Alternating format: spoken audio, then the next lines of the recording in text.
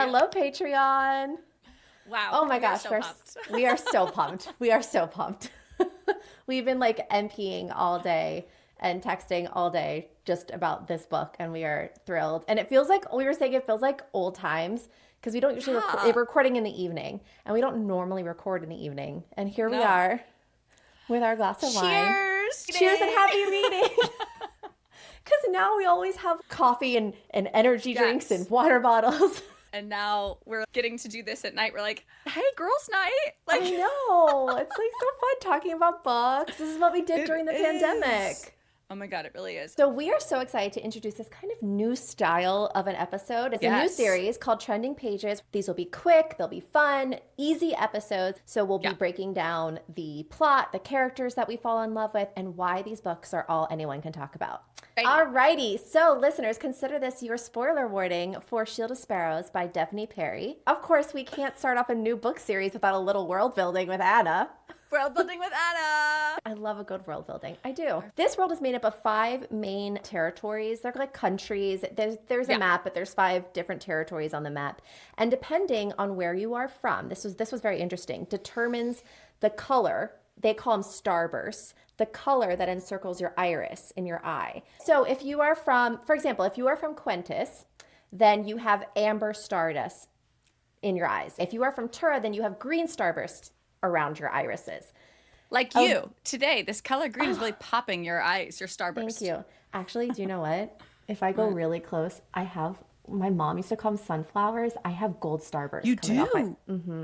Okay, so Odessa's a little different though because she has gold. Her entire eye is gold, or is it like no starburst? No starburst at all. No starburst. You know who else has starburst. no starburst? Ransom. Only 2 characters with no starburst. Tell me it's not important. I won't believe you. Okay, so the main story takes place at the beginning. It's in Quintus, obviously, and then we move to Tura. So that's really what we learn about right now, and that's what we're going to focus on. I want to run through a couple other things that we learn before we move on to kind of like the big story here. So we have 2 main gods that are talked about, Amma and Oda. They are, I mean, I don't know how else to say it, but they're like a married god and goddess couple. Right. And they created the humans, and they also gave animals, that like the cute fuzzy kind, and also like tigers and lions and bears, to the humans as companions. But but their children, Amma and Oda's children, were jealous of the affection that all of the humans were getting from their mom and pop. So in retaliation, a little rebellion, they created monsters. And this is what it says. The 6, meaning Amma and Oda's 6 children, the 6 crafted predators in the image of Kalandra's animals. Though their variations were far more beautiful, far more powerful, far more deadly, they birthed monsters to serve as a reminder to humans and animals alike that they were fragile and insignificant, and there was no monster more feared than the crooks, which is obviously the crux. So many crux. Questions. Yeah. Okay, so basically they were like, hey, we're going to take a bear and we're going to make it even really scarier and crazier. And we have the Grizzar. And then they have like a wolf thing that's like the Beera wolf. And all these creatures. The marrow eel and the like marrow the eel. Tarkin. There's also one that's like a mountain lion kind of thing. But it's interesting. I like that they're not just these abstract monsters. I like that I can tangibly think of them as an animal that has monster qualities. I think that like actually helps. Yes. I feel like it's very easily digestible, the world. Exactly. Yeah. You know, I don't need a huge glossary, which sometimes I love. But that's like, not why we do trending pages. That's not why we're doing trending pages. We're here for the easy breezy fun. We're here for the vibes, okay? And so, so that brings us, the crux brings us to the migration. Now, the migration means it specifically has to do with the crux monsters. And they are these giant bird-like monsters. They have horns on their head. They are absolutely terrifying. And I would say it seems like apparently every 30 to 40 years, there's a giant migration of these crux. Where they go and hang out, I literally don't know, but they're massive. Where they're migrating to and from, like we don't know. Are they geese coming down from the south for the winter, but like every 30 to 40 years? Are they hibernating for the rest of that time? We don't know, but they are terrifying, as we will get to in the end. They're terrifying. Also, remember that they're birds. I think birds is really prevalent. I'm a bird, I'll only fly away. I only fly Nelly away. Furtado. That Precisely. is Odessa's theme song for this book. Okay, Yeah. so the last migration was 36 years ago. The crux fly in in hordes, they wreak havoc, they kill anything and everything. People build shelters below ground where they hang out for weeks to months. It's not a good time. We have safe houses. We have like whole systems in place of what to do when they come because it's so deadly. Like they won't allow, they will just kill everyone. It's very they don't care who you are. There's pretty much a zombie apocalypse every 30 years and you have to go live in a bunker. It's terrifying. Yes, and they just eat you. We're going to get to it at the end. Okay, so the humans have to be cooped up underground, and it's basically a breeding ground for illness if it's not ventilated properly. Them being underground is important for Luella's story later. I also want to point that Odessa is 23 currently, okay? The last migration was 36 years ago, which means math, she was born 13 years. When she was born, it had been 13 years for the last migration. I don't know what that means. And I'm not saying it means anything, but it is. Oh, does it mess with you? Well, no, that messes up with some of my theories, but let's talk about it. Okay, but let's pin it for the end because I think it could factor into what could come in the next book and 100%. Stuff. So, yeah. Okay, so I also just quickly want to run through the magic system. Basically, we have the Vosters. They can manipulate air, water, blood. A lot is still unknown about them. As a reader, we don't really know a ton about them. I have not seen any female Vosters. I don't know if those exist. No. So it's just all men. They seem creepy AF. Not like a good time. Very and creepy. Then obviously we have the Lysa, which is the magical illness. It turns your blood green. It kind of gave off rabies vibes if you listen to my read along. 1 trillion% raccoon rabies vibes. Rabies vibes. But what's interesting is that at the end, Ransom and Odessa both note that the monsters with Lysa seem to be very intelligent and have coordinated attacks. Yeah. So pin that. There's also alchemy, which is very kind of cool. Agreed. I love this. It's like a tangible magic. Perfect way to say that. Yes. It's almost like STEM. Like these like Luella was like, I'm a STEM girly and I'm a smart scientist girl, but I think magic's cool. But like, how do I make it work? It was, I don't know. I thought it was a really cool addition instead of it just being like, oh, this is just here. It was like, no, we can manipulate this ourselves to like. Yes. It's like kind of like potion making. I don't know. Yes. Elixirs and tinctures and I don't know. I love it. Luella seems very well versed in alchemy, as we will learn. And, I'm excited to get into that with Lysa. And I'm really curious to see where this goes in the next book with the alchemy. Agreed. Yeah. I thought it was really cool. Yeah. Okay. Let's talk about what we didn't like. Okay. Let's just jump right into it. We did love the alchemy. We didn't love other things. There's a few things that were a struggle with. Overall, we had a fantastic time. But there were things that we did not love. I think the biggest what stuck out to you. Yeah, I think the biggest hang up for me was the writing style. I struggled with the staccato-ness. It's not really a word, but staccato is. Like the sentence structure felt very staccato to me. It felt very kind of short sentences where there was a lot of telling, not showing. It took some getting used to. And I did. After about 4 to 6 chapters, I was able to let it go. But then every now and then a paragraph would creep in where I'd be like, take me out of it again. I don't know. It was interesting because her banter was very well written and fun, but it was mostly the inner monologue, I think. Oh, God, the questions. The amount of questions. That's what really took me out. Does he think this? Like a whole paragraph of only questions. And that was a perfect example of not showing. Let the reader ask those questions mentally. Like, because I don't need you to ask it. I am already asking them. I am asking those questions. There is a level where yes, that makes her inner monologue relatable. And I agree with that in some ways, but some of it felt like it was spoon feeding us things that we were already questioning. Yeah. Yeah. I'm curious if in her other books, how the first person feels.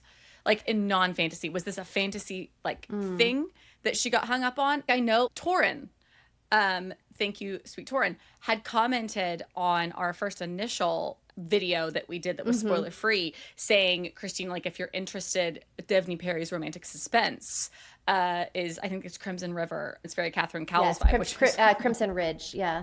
Crimson Ridge, yeah, Yeah. which is my absolute catnip. And I am very curious. I haven't gotten a chance to read it. It is on my TBR, but like, is if she does this inner monologue questioning in that too, or if this was a way that she was kind of getting around the world building a fantasy. Something about the questions just really threw me.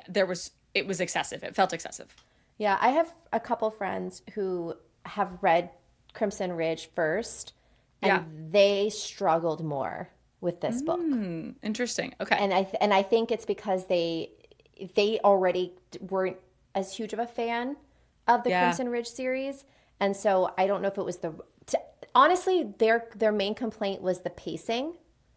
And then they felt like that struggled here. And I can, as I was going through and we were creating this outline together, I realized that majority of what we talk about is like chapter 27 and on. We talk about a few things in the beginning. And I do think that there is a little bit of a pacing issue in the first 30%. I would agree with that. I also think that is interesting to think about in juxtaposition to a romantic suspense, because I think my understanding of Crimson Ridge is it's like a Catherine calls, like a Nissa Catherine, like one of those where each book is an HEA. So she's finishing a whole book. Seems to be, it's going to be a trilogy, you know, like I think the pacing difference is that in Crimson Ridge, the whole story of that couple is completed in one book, you know. Granted, that is why I love these books. That is why this felt like a ridiculous slow burn to me. But it was a slow burn, the slowest. But I do think that is where it's coming from, is that she's spreading it out between books. Yeah, you know? I agree. All right, what else? Oh, okay. The ending you wanted to mention too. Oh, yeah. The ending felt very 180. It just felt like, whoa, this went from a fun vibe romantasy book, and then all of a sudden we were thrown into an Alfred Hitchcock The Birds type situation, but it made Alfred Hitchcock look cute. Like, I was like, what is happening? It did feel jarring. On my bingo card. No, it felt so jarring because it was like, before, yes, if someone gets attacked by a monster, it was like, okay, we're attacked by a monster. This was like people were getting actually snapped in half, and then we saw their legs crumble. Like, it was like actual very specific things. Heads being torn and ripped from their bodies. There was no preamble. What? And I do get that was, I think, probably the point, is like, oh, it's jarring. But it felt like the writing style changed. Like, all of a sudden, she wasn't asking questions in her head because she didn't have time because she was so flustered. But it just felt so jarring. And again, maybe that is the point, I guess. But it didn't feel like it flowed. It felt disconnected a little bit, for sure. Yeah, I would agree with that. All right, so let's move on to things that we loved about yes, things we love, things we love. Okay, so there was a lot. There was quite a bit. I would say, like, my first big thing that I loved was the arranged marriage. I live for an arranged marriage trope. It's why I love mafia books, because I love when they are thrown together and they don't like each other, and there's this push and this pull, and it's the same in a historical romance. Yeah. But this was different because there is an arranged marriage, but couldn't fool me. I was like, you're supposed to spend the whole book thinking she's basically married to Xavier. And you know what? My holdup, I believed you from the very first second that you said this theory, but my holdup was like, wouldn't people know? Wouldn't people recognize that they're different? But we got around it. Yeah. We got around it somehow. It was a little Heavenly Fire, but we got around it. But this was fun. It was so fun. It was a different play on the arranged marriage that honestly I thought was like felt different. I feel like it added a different element of tension because it's a little taboo. We can't be with each other because she thinks she's married. I mean, Ransom knows, but Odessa doesn't. And so she is like, I can't be with Ransom, and she has all this guilt, which we'll get to that in a little bit. But it adds this element of like, I can't, but I want to, but I can't. That's what made the tension work for me, the chemistry. Because otherwise you're like, why don't you just do it? Like, just make out. But she's very loyal. That's a great point. That's a great point. How would this story have read differently if she had been married to him from the very beginning and he was just like kind of keeping her at arm's distance? I think it would have been so much less fun. This was so much more fun because she also had a reason to let him in a little more. Like the things she was doing with Xavier, like remember when she like kissed him on the cheek? She's trying to be like, oh, this is a marriage. And he looked at her with pity. It was so embarrassing. Sad. But things like that would have theoretically maybe been happening with Ransom, this dynamic makes so much more like it worked. It Worked for worked. Yeah. Odessa's character. I really thought it because she really wanted to make the marriage work with Xavier and she was trying really hard. Yeah. And I think if she had been married to Ransom, she would have been trying hard, but Ransom's natural like personality, it doesn't give warm and fuzzy the way Xavier's kind of did. Poor Xavier is like, God damn it, I gotta walk with this woman again in the woods. It's like another walk. Another walk, and she's gonna flirt with me, and I'm not interested, and I got a threesome waiting around the corner. Where's my daughter? Evie? Buffer? But anyways. I loved the reveals. There was a lot of fun reveals in this book. Yes. That I really, really loved, even having them in the back burner of my mind because you had thought of them already. I really, really loved them. Like, They're so fun. The reveal of the Guardian and Xavier are actually Ransom and Dre, which like she gave him such a boring fucking name that was like on purpose. Like Xavier is Dre. Like Dre. Just like Gray, but like not Christian Grey, just like Dre. It's drab. But it's drab. But I loved that reveal because like I just said, what was holding me back was how no one else knew. There's no way everyone's in on this. Like it was just confusing to me. Yeah. And then the knowledge of, this is the quote, every prince and princess of Tura has a double until they come of age. 100 years ago, the king's son was murdered when he was 15. So since then, it's become practice within the royal family. It's an honor to be chosen to represent a royal. And Xavier has been with me since I was 13. He is my cousin. So he has been his double, his shadow, for 11 years. Yeah. And that's why everyone just knows him as the Guardian. And that's why everyone sees him as the prince. That's what everyone thinks. Also, there's the blood oath. If you want to enter Elisaria, you have to swear the blood oath. And Ransom says most people in Elisaria, they know I'm the prince. But it's when you leave the city walls that nobody knows because I didn't grow up venturing outside of Elisaria. So it was when we started doing that he would masquerade as the prince and I would be the Guardian, and that was how we kept the ruse up. But only the closest to him know. Exactly. The amount of blood oaths with living in Elisaria. Jeez My Louise. God. Jesus. My God. But yeah, I loved that flip. I think it was, I think it makes sense too. It didn't feel like Heavenly Fire. It was a little bit, but it almost didn't feel like Heavenly Fire because it was a very cool, interesting thing that was tradition in general. It wasn't just him. It wasn't like, oh no, I decided he was going to play me. Yeah. I loved it. I think and they're cousins, and they look alike. And at one point in the very beginning, I was like, is it magic? Are they somehow the same person? But I was like, no, they're literally on page together like multiple times. I remember you having that theory. I thought they were both the prince, like both brothers, like they were like brothers. Yeah. That would have, yeah. But I thought this really worked. I loved it. I absolutely loved it. I really did too. Okay, what else? All right, so the other big reveal is Lysa, and that obviously that it's in itself is not the big reveal. The reveal is that it's spreading. It's spreading, dude. As soon as Xavier was on the boat and he was like, Ransom. It's spreading. And he's like, I know. I was like, well, it's a disease. That's the only thing that spreads. I know what it is. It's a disease. This is my first rodeo. First rodeo, okay? All right. So, Lysa, the big actual reveal here is that Ransom is patient 0. So, yes. Also loved this. Loved this. So, Luella, also a reveal that it's his mother and Evie's mother. And Evie is actually his full-blooded sister. And my God, this is seriously a soap opera. And Xavier is not Evie's dad. It's like Jerry Springer. Sorry. It truly is. Okay, but Luella actually is the person who created Lysa by accident. She and her alchemists were working together because she wanted to create an elixir that would help the humans be stronger, to be able to fight off the Crux, to live underground. She was like, it was all good intentions.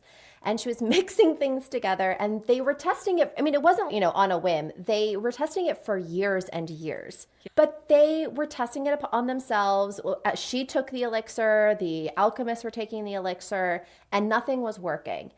But they did discover there was one mixture that somehow helped heal this man who had a severe injury to his leg. And when Ransom when Ransom had a bad injury, she gave it to him, and he healed and he was fine. But then what ended up happening was he was out fighting the monsters. It was a barrow wolf, and the barrow wolf bit him. And turns out that the missing ingredient is like barrow wolf saliva, I Yeah, guess. like monster saliva, I feel Monster like, saliva. Yeah, it might somehow. not be just barrow wolf, but monster saliva is the key to this elixir. And that is what unlocked Lysa in his body. And now he has all this like superhuman strength, super healing abilities. He's fast. He can see at night. She took pieces from varying monsters and put them into this elixir.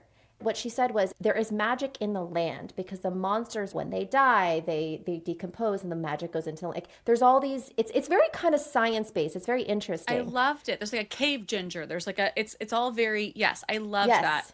And And that, so she yes. put that into this elixir. And then what happened is the barrow wolf bit Ransom.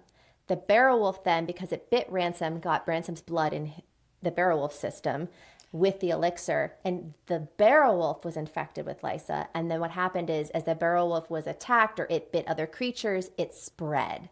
And so now Lysa is a rabies type situation. We've got And raccoon rabies. raccoon rabies, and Luella has been like frantically trying to think of a cure, and I'm like, bitch, I don't know how you're going to go around curing all these monsters. Like, I think it's a lost cause at this point. Like, Truly. I don't. I really thought this was very interesting. I do also need everyone to pen this for some theories later. The idea that the mom was like, I'm going to give you all these traits of the monsters, and then he's going to like kind of have these monster traits of all the monsters inside him. But Yeah, I'm interested he in is that. part monster, kind of. But I also really like this.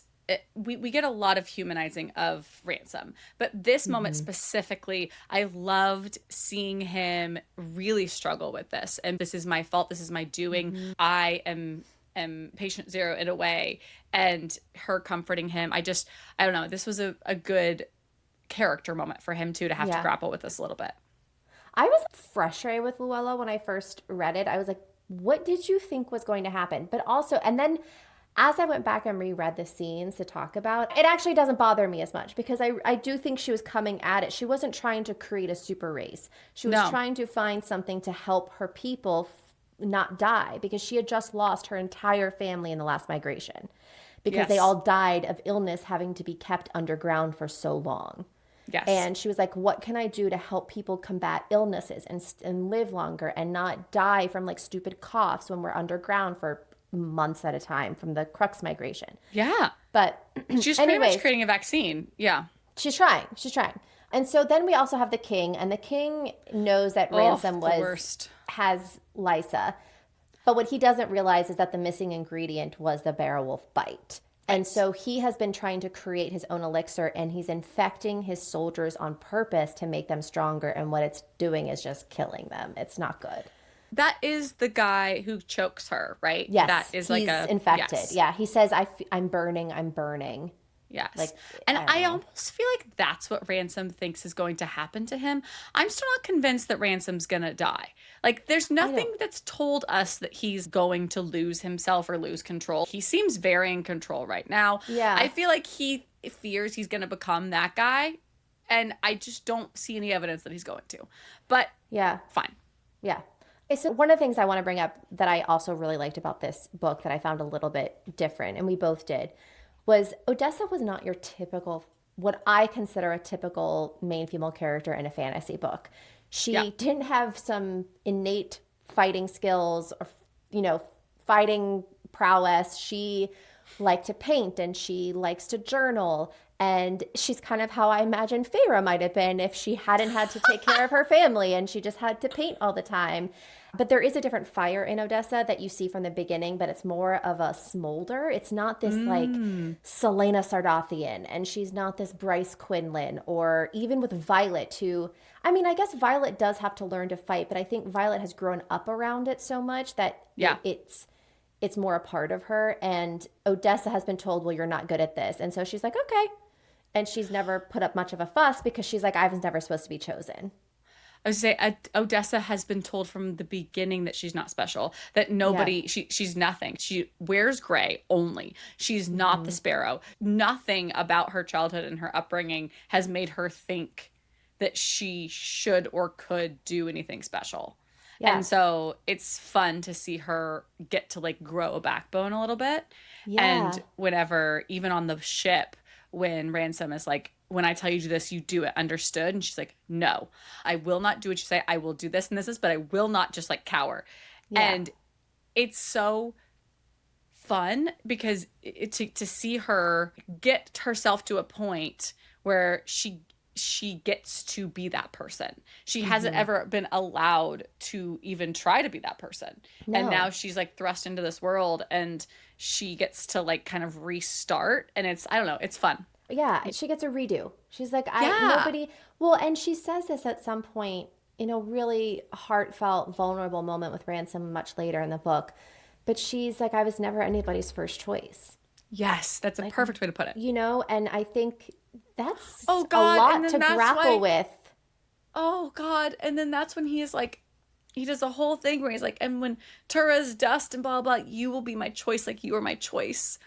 Yeah. Oh God. Okay. Like, it's All right. really beautiful because when you think Yeah. about it, her father has chosen her younger half sister. Yeah. You know, her little brother is going to be the ruler. Her stepmother isn't necessarily cruel, but she's not kind and or Margot's, yeah. loving. And Banner was out having affairs With her basically lady's with maid. her lady's maid. So I mean, I think, you know, I think for her, she's like, I'm in a new place and I'm going to make the best of it, and I will fight and I will do what I'm supposed to do. My father wants me to spy and I will be a spy, damn it. And It's fun. It's fun to get to see her. She would never be in this position, and you see her grapple with being in it, and then you see her like just be like, okay, well, if I'm here, I'm gonna do it. Yeah. And it's really, really fun to get to see her do that. Yeah. Okay, so some other fun just moments. So one of the first big monster moments that we get to see is, so she's on the ship. Her ladies' maids are absolutely useless. They're crying and vomiting and just like So literally useless for so long of this book. It's infuriating. But they're below deck. She's like, I'm wearing pants. I can go upstairs. It's all very exciting. And all of a sudden, there's an eel attack. And long story short, she's in the water. She falls off the boat. And it's a first big, like, climactic monster moment. And we see Ransom, like, screaming. He's like, damn it, Cross. And he's, like, slamming his fist on the railing. He's like, swim, like, telling her to swim. Yeah. And she's so scared, and she's swimming. And then he, like, shoots his harpoon. And then she has to grab onto the rope, and, like, it, like, drags her in. Yeah. And it's just, like, this whole crazy scenario. And she gets back on the boat, and it's, like, this scary thing. And Brielle's like, I thought you were going to die. And she's like, same. And it was like this whole big first adventure moment with the monsters. It gave very Bridge Kingdom Danielle L. Jensen Yes, vibes. Danielle Jensen. Honestly, there's a lot of this book that gives Bridge Kingdom, especially the Alisaria. No one's seen Alisaria the same way no one's like seen the inside of the bridge. Like, it's like very, you know, like it's this secret important place. And so I loved this first eel moment and getting to see the Guardian be this like badass and care about her a little bit. And then this is also the same moment where we see the eel has green blood. Do we think there's something related about the fact that the Voster have like green fingers? Like, is green like corrupted magic? I forgot that they like have is green. They have green fingernails. Like their fingernails are green. Like, is green somehow like bad? Listen, I mean, I don't know. Maybe we're reading too much into it and giving too much credit. But I will just say that there's a lot of color, I find, parallels throughout them, or combinations. So if the green is important, the crux all are amber colored, which is basically red. The red hair. Very interesting. It's all very interesting. Anyways, okay, sorry. I just thought of that with green blood. Okay. I love that. I love that. Yes. And then shortly after this, we get the conversation where she's eavesdropping and they're like, something's spreading. And then Xavier's like, should you really have given her a weapon? It's probably a stupid idea. And then Ransom's like, I've had stupider. wink, wink. I loved it. I loved this whole thing. I love that they were on the ship. It felt like a long time. It was a long time. It was, I could have maybe had some cuts on the ship, but I did, it was fun. And I think it kind of bridged the gap of like old her and new her. She broke down a bunch of her walls and she was like I'm going to wear pants and I'm just going to hold a sword and I'm going to do all these things. So she like wears pants and Brielle and Jocelyn are like, oh, scandalous. And I'm like, bitch, What are you are doing? both sleeping with her significant other. Also, you are both horrible. Also, Jocelyn's a warrior. She's like actually a spy. Well, she's very good at acting. I mean, wait, A+. hold on. That's also another question. So how long has Jocelyn been spying on her? Because she was her lady's maid for a while. No, before she left. Yeah, I'd say the whole time. I think she's always been spying on her. Why would she need a spy before she left? Because she's part crux. I don't know. She is a crux queen. No, I'm serious. I think that's part of it. Okay. All right. Yeah. So another big fun reveal or a fun moment. Yes. I mean, listen, it was a lot. It was very Jerry Springer, but I did love it. Xavier is a baby daddy, but he's not, but he is. And it's really sweet. And I love how much he loves Evie and how defensive he is of their relationship. Or just not even defensive. It's I love her unconditionally. Like, she is my daughter. There's not a question. And he goes above and beyond to make sure that Evie knows how important she is to him. Oh, 100%. And Ransom says that too. Ransom's like, that is his daughter. Like, don't ever question that. And I love that. I just really love the writing moment of her seeing this little girl and the little girl saying, Papa, and running to Xavier. Because at that point you're like, whoa. What? Because I was like, this shit got way more complicated if you are married. We've introduced a child. Right? And poor Odessa is like, well, I've become a mother. I must mother this child. And then she goes to Xavier and she's like, would you have told me? And he's like, no. Like, cool. Wow. Okay. We are really just so many steps back than ever I thought we were. Backwards. I'm going to go hang out and get my ass kicked by Ransom in the sparring ring. Yeah. Oh, God. Another really fun moment that I loved was this moment where they're in the treehouse and this Tarkin tiger comes and she's like saving the kids. Yes. And Evie's in the treehouse and she sees these two little kids and there's a little boy, I think his name's Marco, and she's running up the rope ladder. Something about the writing of this was so good. It was so stressful. And the Tarkin tiger is jumping at them and like the rope ladder like falls and she's trying to like, scramble up and like holding the top. Like the writing of this was a really amazingly written action sequence. I had so much fun with it. It's stressful in a good way. Yes, in a good way. But my favorite part of this really was the end. This is our first big, like, he's worried about her moment. Mm-hmm. So Ransom saves her. And then he's just like frantically worrying. He's like, where are you hurt? And he's holding her face. And he's like, drops his forehead to hers. And he's like, his thumbs are on her cheeks. And he's just like, you're okay, you're okay. And in her head, she's like, was he reassuring himself or me? Again, that was we would have gotten it without that don't show from her in a monologue, but fine. But he is like, you're okay, you're okay. He is reassuring himself. Yes. And this is one of the first big like breaks in his shell with her where he's so worried. It was like, how could I be mad at you? Like you saved these children that are my children, like my people. Mm-hmm. Like, yeah. Well, it's like he always says, he always has those questions he asks her. Mm-hmm. And where is your home? And I have always felt that like what he was waiting for was for her to say Tura or like you are my home, but she always says Quintus, and that's fine. And I think he's trying to suss out like where she's lying, where she, and I always loved those questions, and I feel like I don't know, that was just, I love that moment so much where he puts his forehead to hers. He's like so frantic. He's so frantic. I love how worried he is. It's so beautiful. God. Okay, all right, let's move along. I also love this moment. So this is when. This is a scene where Odessa sneaks out of the like treehouse land, which I absolutely love the tree houses. But she sneaks to Ashmore because she's like, I want to explore my new kingdom. And Ransom, of course, tracks her and finds her, and he surprises her at the inn. And he's like, bitch, what are you doing here? Why can't you stay put? So this is the scene. I love it. I'm just going to read it. He's basically like, can you not follow instructions? Just stay where I tell you to stay. And she's like, what are you expecting? Like a yes, sir? Absolutely not. And what she says is, I didn't ask to be married to a stranger and shipped across the continent. I didn't ask to come to Tura. I didn't ask to be jailed in a wilderness treehouse. Those were decisions made for me by the whims of men. So you can threaten to take away my freedom all you want, but I will fight every step of the way until my last breath, and I will not go quietly into a cage.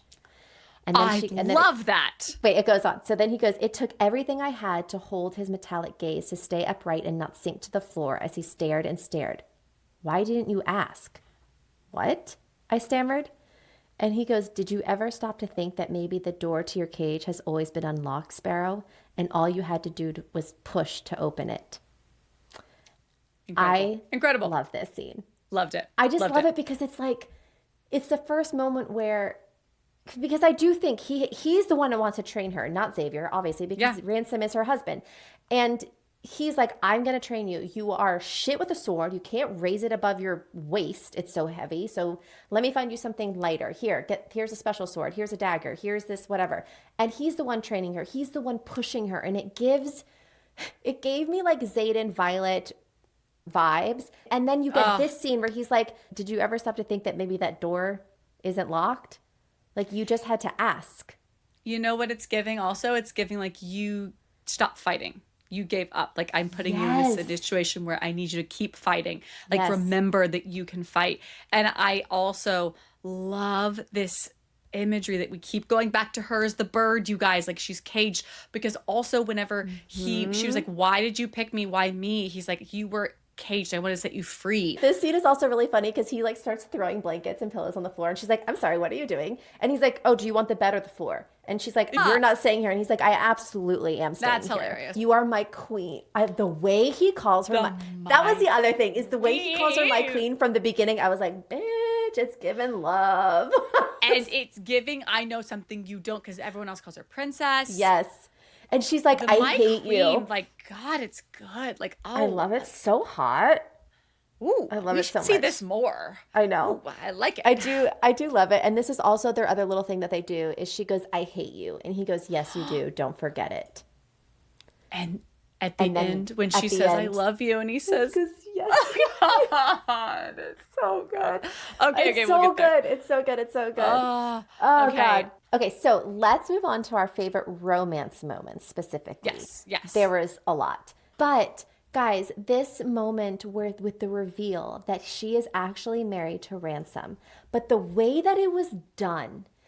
So she sees Xavier and Jocelyn, and then Xavier walks out, and she's like, I've never seen that much of my husband before, because he's naked from the waist, or he's got like pants on or something. They've clearly had a threesome.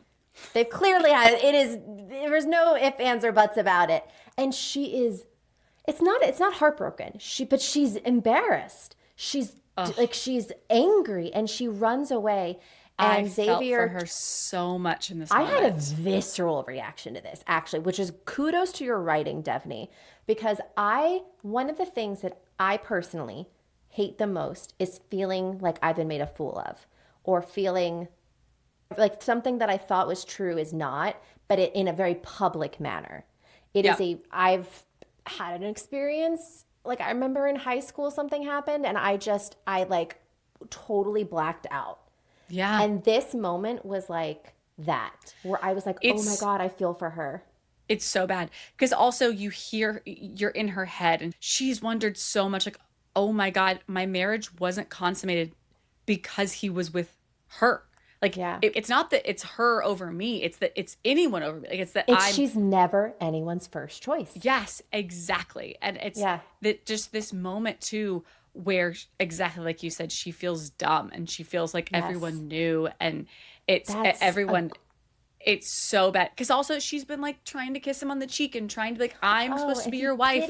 Her. Like me. She's and like, trying. What is it that I'm doing wrong? Yeah. And then she sees him having a threesome with Jocelyn, and it's rough. It honestly makes me upset with Xavier. Like, I understand that he knew he couldn't do anything with her. Mm-hmm. But Jocelyn, like, okay. Just fuck Jocelyn. She's just a bitch from the get-go. Terrible. I mean, she's terrible, but in more ways than one. But Xavier, like, come on. Hide it better. But the idea that, like, you are playing this role where you're married to her. So, like, don't... Like, do that when you're not where she is. Oh, they were just getting back. So maybe he didn't expect her. She was like, how much does Jocelyn know? And he was like, nothing. She thinks I'm married to you and that I don't speak. So, like, everyone also thought she was an a fool. Everyone else thought that she was, don't do She that was to cuckold. her. Like, oh my Yeah. God. It's awful. Yeah. And Okay. she runs away and Xavier follows and he's like, I'm sorry, but his apology is to Ransom. And she's like, Tessa's like, fuck Ransom. Why are you apologizing to this guy? It's so good. She goes into the room and I love this moment and she's crying, but she won't look at Ransom, and he follows her in and he's like, please look at me. And she's like, I can't, I don't want to. And I feel like you could hear the break in his voice almost when he asked, like, is it really that horrible? Because I think his fear is that she did care for Xavier and that maybe all of their moments were just in his head. And in her mind, she's relieved. And she's relieved. And she says that, and she goes, I have to let you go. And he says, why? And she goes, because you're not mine to keep. And that line wrecked me. And then he says, but what if I was yours? And she turns around and she's like, what? And this is the moment. But I love that. But you are not mine to keep. Like that line for some reason, really, because it's like such a vulnerable moment of I care for you, but I can't have you. And then his comeback is, but what if you could? What if you could? But like, what if you already did? Because you have all along. Yes. Oh. And this is the big reveal that we find out the truth about the wedding ceremony and that he's the prince and that Xavier. I have to toot your horn for you. You knew all of this. You called all of this. The thing that I feel like I haven't seen anywhere people call and people are really, really shocked by is the glass vial being held. And you called that. You knew it. You were like they're holding the vial so tight that she wouldn't have seen that it's green. Yeah. What I am confused about is it was a gamble that she didn't look down to see that it was written in green, right? Yeah, the Voster rolled it up so quickly. She says, I turned to look and he was rolling it up. Okay. Because I went back and reread it. As soon as I found out his blood was green, I was like, this is the kink in my theory. Because the blood was signed. And so I was like, but then I went back and it's very clear. I was like, why did we make a point to say that I couldn't even see the vial? He was clutching it so tightly. And then the point that the Voster rolled it up so fast, she says I never got to see the signature. And I was like, okay. That's it. But also, we're forging signatures. I don't know if that's legally binding, but that's neither here nor there. Yeah, right. So anyway, so he tells her that he chose her because she jumped off the cliff, and he's like, I wanted to set you free. And it's just this whole sweet moment. But she's pissed, and she's like, I was made a fool of. And I get it. Yeah. She's like, you lied to me.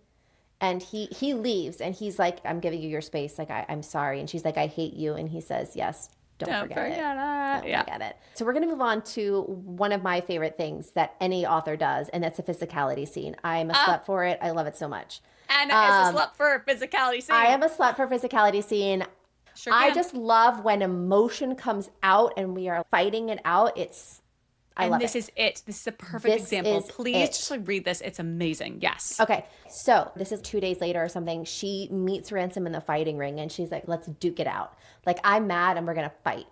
Why would you make me suffer losing you? I swiped at the tears that tumbled down my cheeks. Why not let me stay believing I was Xavier's wife? Ransom closed the gap between us in a single stride, his hands framing my face, fingertips diving into my hair. His eyes changed as they searched mine. You are mine, Odessa. It was a growl, more animal than human, and the shiver that cascaded down my spine might as well have been my own blades cleaving me in two. Mine. It was everything I'd wanted to hear for weeks. It was the lie that shattered my heart. And then she's like, a roar came from my throat, raw and ravaged. I trusted him. I believed in him. I begged and pleaded and bared myself to the core for him. You should have told me. I pushed him again and again. Then I launched myself at Ransom, fist pounding into his chest that might as well have been made of stone. He lifted his arms, opening himself wide, and took every blow. You're a coward, punch. You're a fake, punch, and I hate you. And he goes, now who's the liar? And then she shoves at his chest, but he caught me in his arms and like hauling me close. And she's like, no matter how hard I fought or how hard I squirmed, he held me close as angry tears, sad tears, embarrassed tears dropped down my face. And she goes, why me? And he says, I told you, you are mine. He sighed, loosening his arms. And then he goes, Ransom cupped my jaw, his thumb catching my last tear. I'm sorry, my queen. And she says, we shouldn't have to fight this hard. love shouldn't come with so many lies. And he goes, why not? Isn't that what we should be fighting for? And it's just, I just, that, and then they kiss, their first kiss. Yes. And she's like, it was like that first breath after jumping off a cliff. It was like being remade. God damn it. It's so good. It's so good. Whole sequence, that whole journey. It's beautiful. It's like the first selfish thing he's done. That's the other thing. She's like, you caged me, but he's like, you sent me from one cage to another. And he's like, but I didn't because I will die. He really thinks he's going to die. I just don't think he is. No, I don't think he is. But he thinks it, and that's what matters. And he's like, I'm going to die, and therefore you'll be set free. And she's the one that's like, I have hope you're not going to die. But guys, let's talk about the spicy scenes. I do have to say this is the slowest burn. If you have listened to the podcast for a while, you know I am not a slow burn girly. I need everyone to note the first hint of spice is 83% into this book. And I am indignant as a consumer. Okay, all right. But right before we get our first spice, we get this I chose you moment. Okay. So he's like, I don't know what to do. I'm failing you. Do you really want to go back to Quentis? If you do, then say it. Tell me you want to leave and I'll take you to Roslo myself. He was giving me the choice. All I had to do was say yes. No, I whispered. His eyes drifted close, his forehead dropping to mine. God, I love a forehead dropping. Okay, his forehead dropping to mine. Good. I have no desire to live in Quentis. What? I leaned away. You are mine. His hands dove into my hair, fingers threading through my curls. Even if we're kingdoms apart, you are mine, but I'd rather not be a kingdom apart. And then she goes, you can't leave Tura. And he says, this is it, guys. Get ready. Okay. When I am nothing but dust and ash, Tura will endure. I do not need a crown, and I have made peace with my destiny. But before I step into my grave, my choice is you. Okay. So that because she's never been chosen first. I know. So then he's kissing her temple and his fingers are tracing along her jaw. And he just says, sleep well, my queen.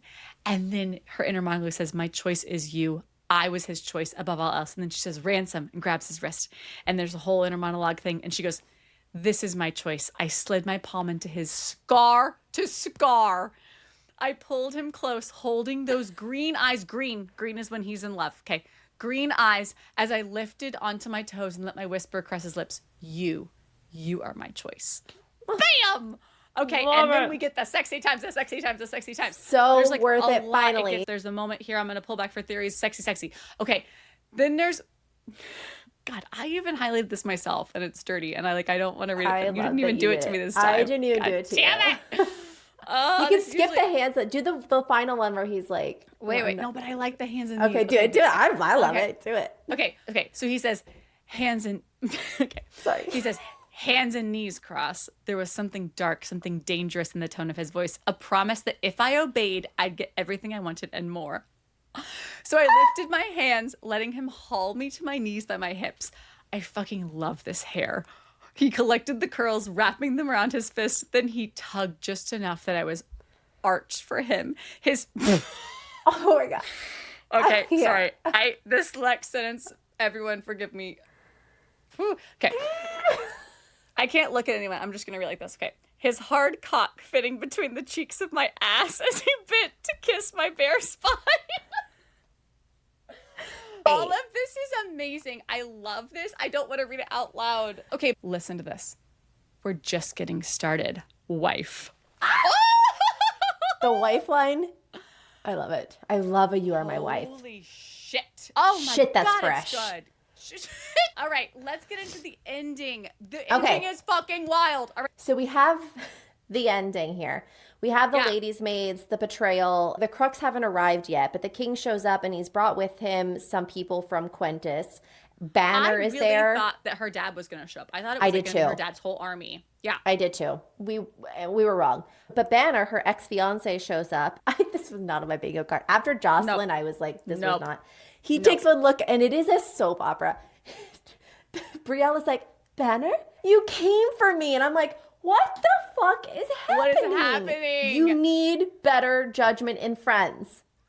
But also, they were chosen for you. On that cliff waving to Brielle. He was not waving to you. That's hilarious. Wait, she's like, and Banner stood watching me sail away. I was like, bitch, he wasn't looking at you. He was looking at Brielle. You know what's extra fucking wild is if you remember, Brielle is the one who told her about the affair in the city. What? Yeah, pretty sure. I will you. go back. But I know really that she knew there was an affair. Brielle told her. Maybe I'm wrong. Well, Anyways, Brielle says I've been in. bad. Doesn't she talk about being in love? Yes, and then she fucking gaslights, and she's like, "Oh no, I'm such a bad friend. I didn't know you were in love. How did I not know that?" And she goes, "Well, that's because you're a princess and I'm your lady's maid. How would you wouldn't care about my life?" And she's like, "Wow, I'm a bad friend." I'm just fucking no, it's because it's her fiance. It's like insanity. Jesus. All right. I don't even know. Okay, so please. So yeah. Horror movie, it's a 180, guys. The Crux show up months early. They say it's a Crux scout, okay? So I do want to pin this for theories. It's just one Crux, guys. I thought it was multiple, but it keeps saying the Crux, and I think it's one. Because it keeps coming back down. It might be just the one, which would make sense for theory situation. But okay, regardless, guys, it is fucking gruesome. So Luella dies, which that is super unfortunate, okay? So Luella, but this is how Luella dies. Guys, I copy pasted the quote in here because I need you to understand how gruesome and gory this was. And with a snap of her beak, she cleaved Luella's body in two. The monster flung her torso to the side. Her hips and legs collapsed. Get the fuck out of here. This is the point where I went, and we are not in Kansas anymore. What is happening? What is happening? Okay, also, she was trying to save Luella from the king because she wasn't bound by the blood oath. And so then that got in Banner's head. So then Banner later comes to her and he's like, I have to have revenge for my brother, who, by the way, was selling girls. So like, fuck off. He was scum of the earth. And so he was like, yeah, I have to get revenge for my brother. So the way to do that is to kill the thing that Ransom loves the most, which is you. Unfortunately, gotta kill ya. Which also just doesn't make sense because I'm like, do you not think your king would be pissed? Like, we've lost the plot a little bit. Banner just sucks all around. And there was a line at the beginning of the book that really stuck out to me that felt so sloppy and almost not mature writing, where Banner stomped his foot and he was like, I will get my revenge. I will get my revenge for my brother. And I was like, this feels over the top Princess Bride. Like, what is happening? But I think maybe it was there to really cement that in his character, where we are understanding that's a huge part of his being. It's the only part of his character in this book. Yeah. So, okay, so that happens. Fine. Okay. Then turns out he throws a dagger at Xavier, and then she kills Banner. Speaking of Xavier, though. So Banner and Odessa are facing off, okay? And she's got Evie, and she's trying to rescue Evie, and she's trying to get Evie out safely. And she sees Banner, and Banner's like, I'm killing you because all the reasons Christina said. Also, we've noted a few times that Banner is one of the best with throwing knives. So Xavier goes to cock back one of his throwing knives. And it's just when Xavier is turning the corner and he sees Evie and Odessa, and Evie screams, Papa! And Banner pivots. And before Odessa can say anything, the throwing knife goes and it gets right in Xavier's gut. And Odessa finishes the job. She kills Banner, and then she runs over to Xavier. But it's just Evie screaming, Papa, Papa. And it's like, she is a child. And Odessa's like, her hands are covered in her father's blood. Like, she's trying to stop the bleeding. And she's like, Papa, Papa. And the last thing he says is, I love you. Love you. He's like gurgling it. It's fucking awful. I thought he died. Oh. I was like, this author has fully taken me to a place we've never gone in book one.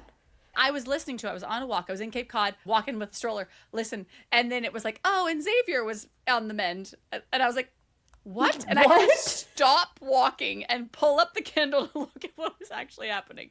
So he is okay, actually. So he is okay. But let me tell you, I actually thought he died. Me too. 100%. Yeah, I was like, 100%. Oh, he's dead. He's dead. Don't show me the body. He's dead. Also, Evie thinks he's dead, which is the most important. Like, that's what's happening. And she takes him away. Just important to note, Odessa and Evie leave before they know that Xavier's alive. All right, so here's the end before we get into theories, because that's what we're here for. So Ransom is like, you gotta go. Like, at this point, I think you might still be a monster magnet. You gotta get out of here.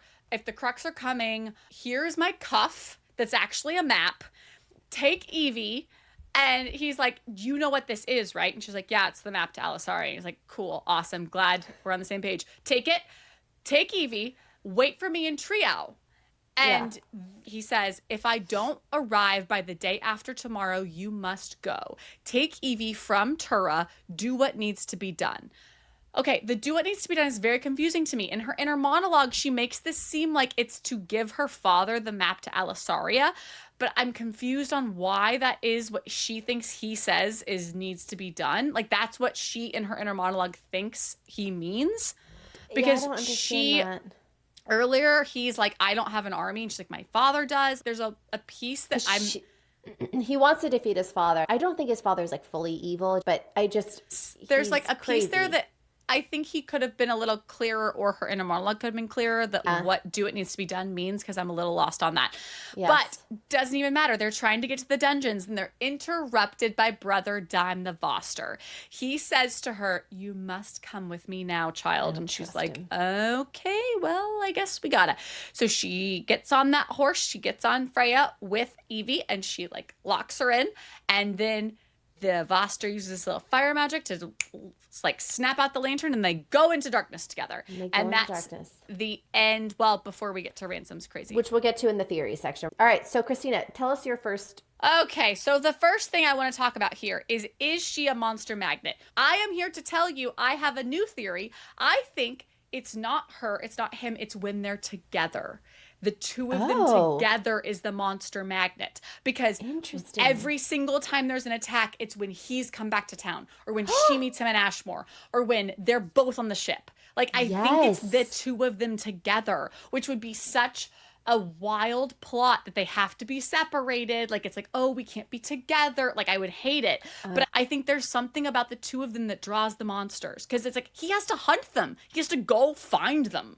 And she like has never encountered these monsters before. Yes. And it's like, when I think it's them being together is my new theory. That's very interesting. I didn't put that together.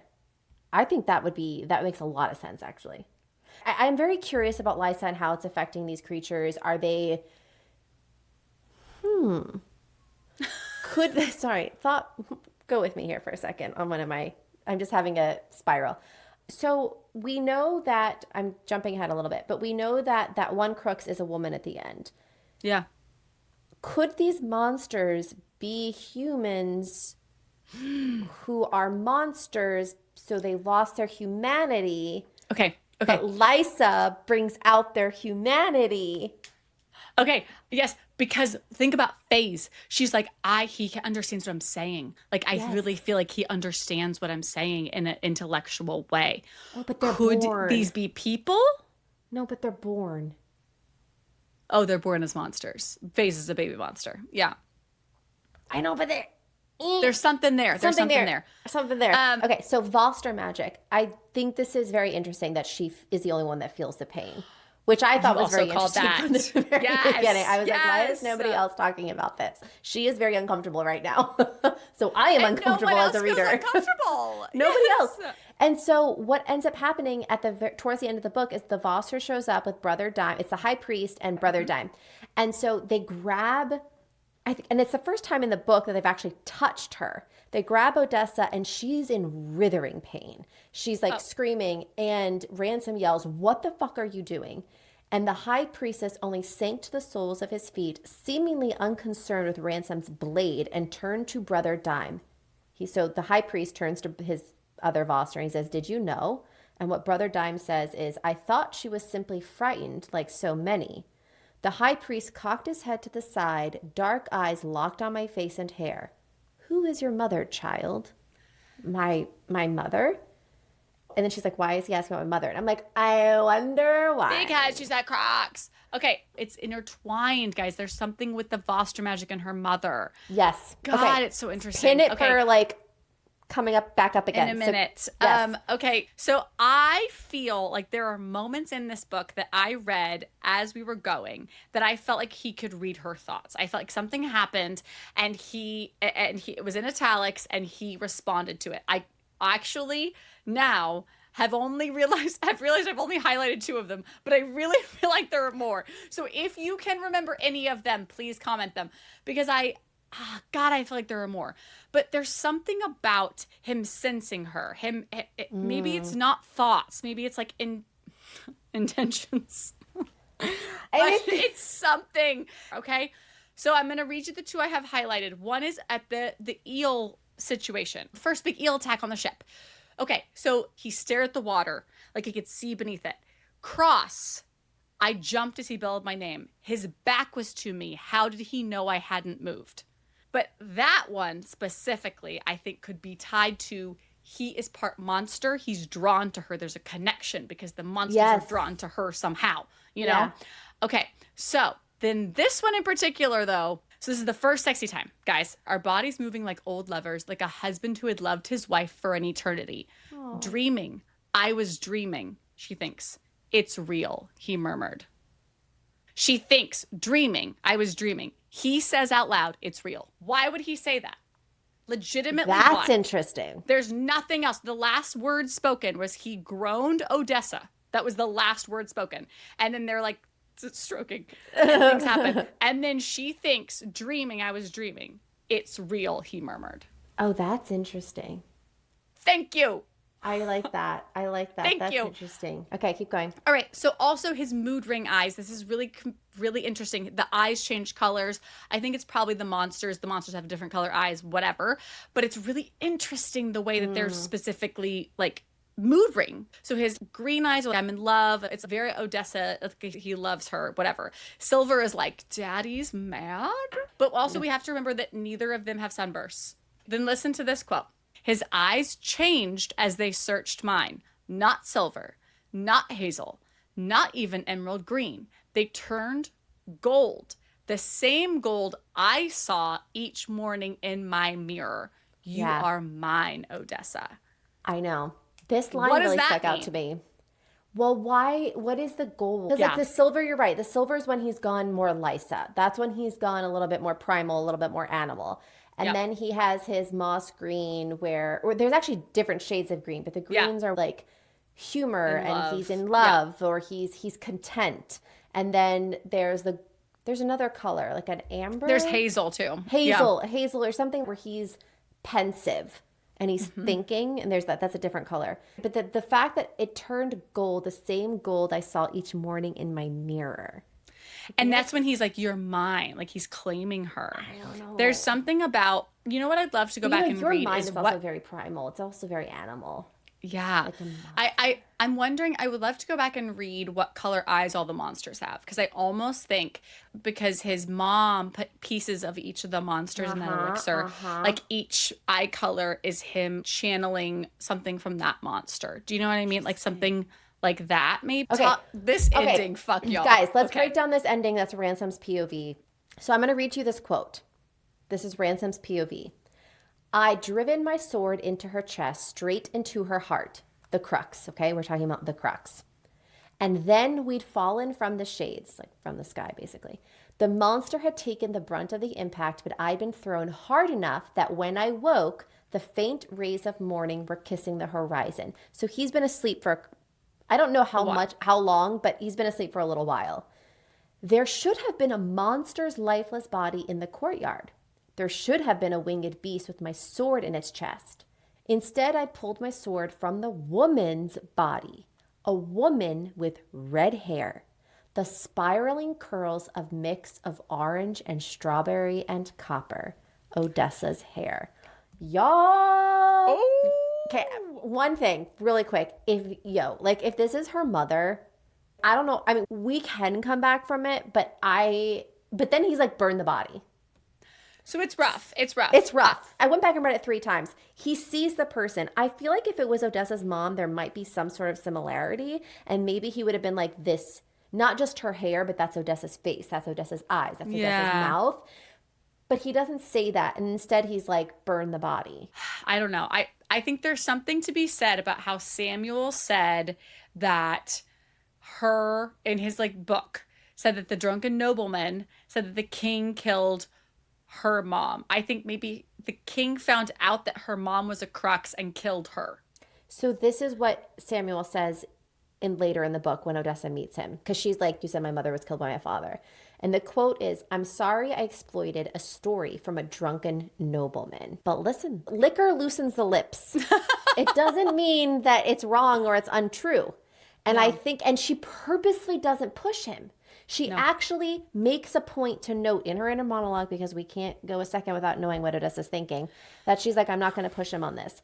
I don't know if her father killed him, but also this brings me to the fennec tusk powder.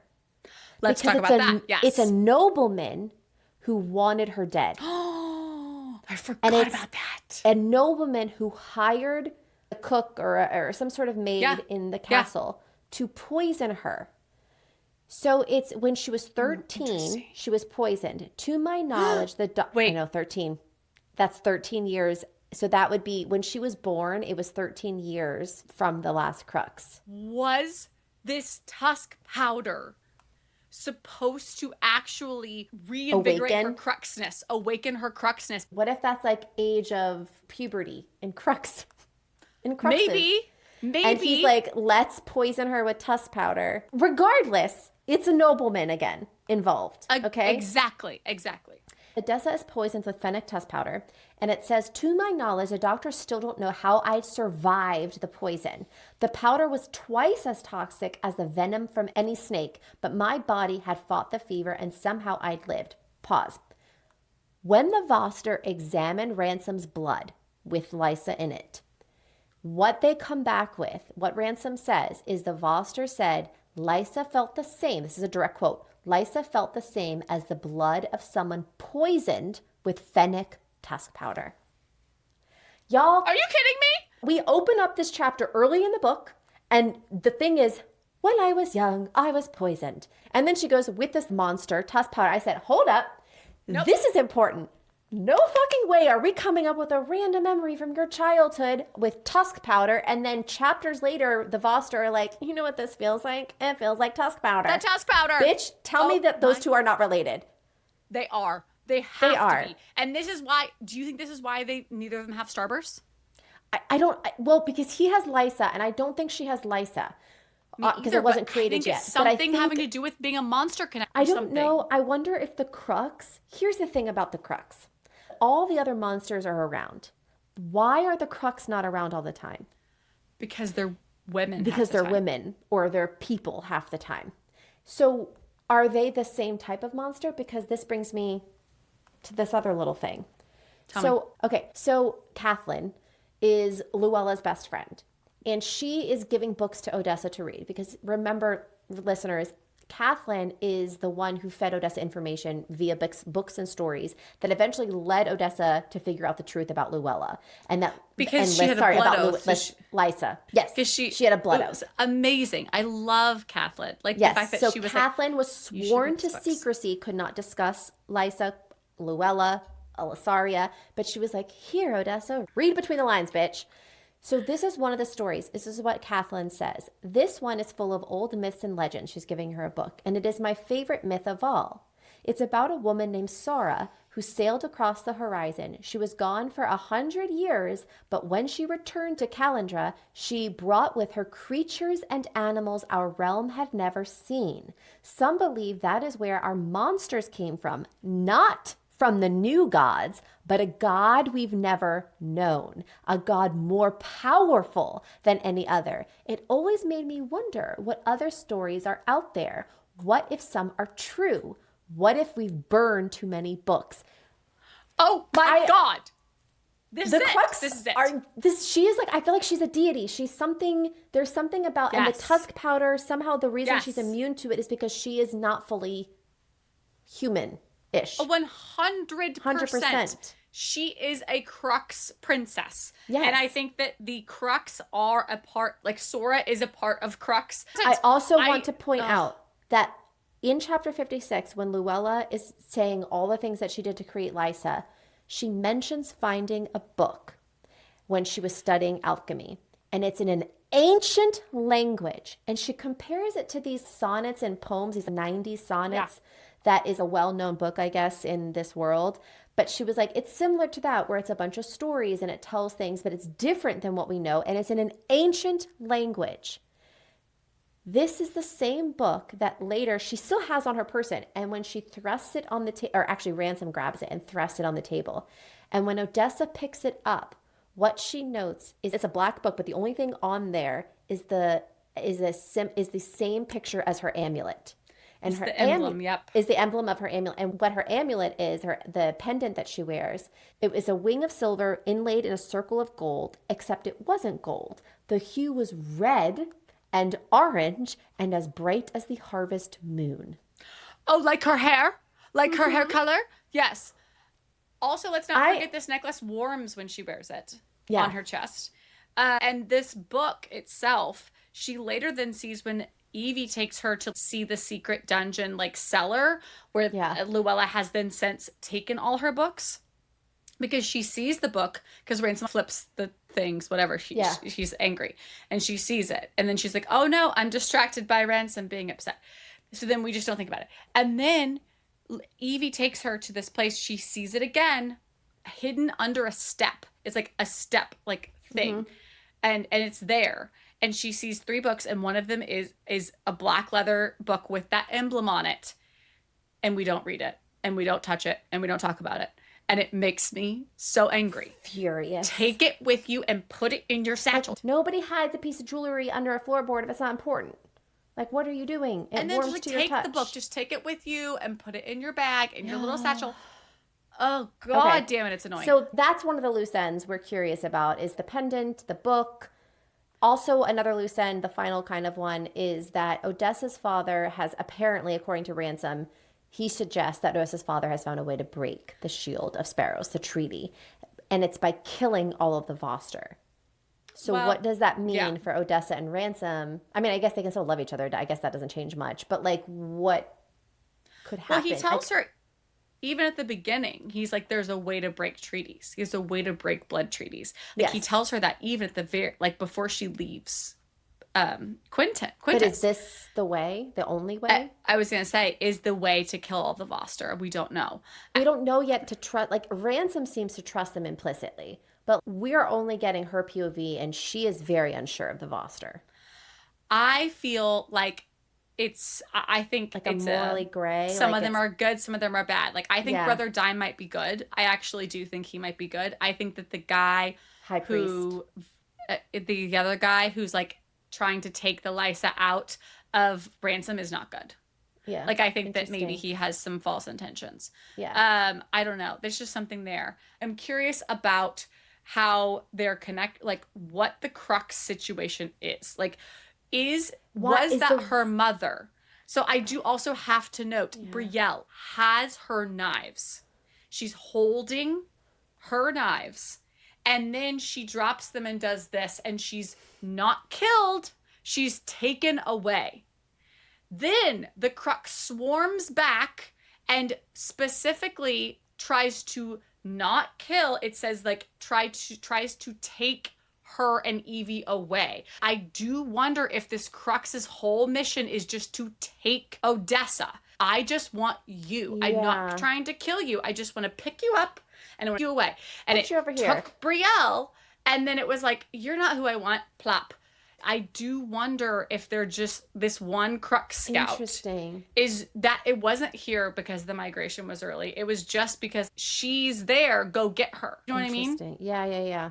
Oh, and maybe the red hair is just a part of their heritage. Oh, I think, well, all Crux have red hair. They're described as auburn, at least in the one mural that is discussed in the first chapter, second chapter. They all have it. The Crux themselves are described as auburn. Do you think we're going to get a scenario where Margot is actually trying to look out for her? By dyeing her hair? So far, I haven't gotten evil vibes. I've gotten somebody who's married into the family, because I think she does love the king, but like Odessa says, it's hard to live in the shadow of, like, I think, or at least what she believes is that her father actually loved her mother. Well, because also, if we remember, Margot was her mother's lady's maid. Yeah. That's giving Brielle and Jocelyn all over again. Well, also because she would know that she was Crux. Like, she would be like, you have to dye your hair. Protecting. Yeah. Maybe she was actually good friends with Odessa's mother. And was so like promised her maybe or something. I'll take care of her. Yeah. I'd be curious to know like how many redheads there are. We've not seen any other redheads. None. Interesting. All right, listeners. Okay. Well, that was fun. That was fun. Okay. Oh my goodness. Thank you guys so much for being on this journey. We love you guys. This was so fun. All right, guys. Okay. Bye.